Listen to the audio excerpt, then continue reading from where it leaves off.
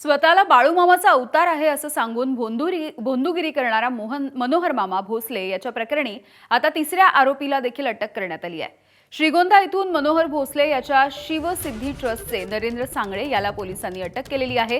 कर्जत जामखेड परिसरामध्ये देखील मनोहर भोसले याची 25 ते 30 एकरांची जमीन ही उघड होण्याची शक्यता आहे। आज मनोहर भोसले याला पुन्हा एकदा माढा न्यायालयाच्या समोर उभं केलं जात आहे। आयपीएस अंजना कृष्णा यांनी काल रात्री 3 तास मनोहर भोसले याची चौकशी देखील केली आहे।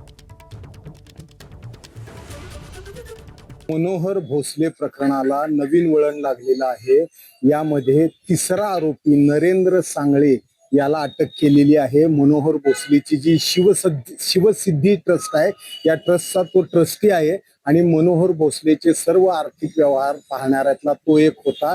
काल श्रीगोंदा येथून कुर्डवाडी पोलिसांनी त्याला ताब्यात घेतलेलं आहे। आज त्याला अटक करण्यात आलेली आहे। त्याच्याकडून अजून मोठी माहिती समोर यायला लागलेली आहे। ज्या पद्धतीने मनोहर भोसले याच्या उंदरगाव, घोटी, बारामती नंतर आता कर्जत जामखेड येथीलही जमीन आता उघड झालेली आहे।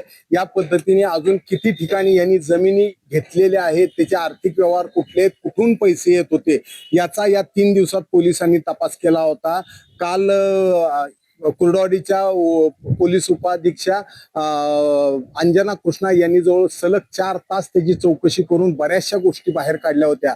आज त्याची पोलीस कोठडी संपत असल्यामुळे परत एकदा मनोहर भोसलेला माढा न्यायालयात उभं केलं जाणार आहे।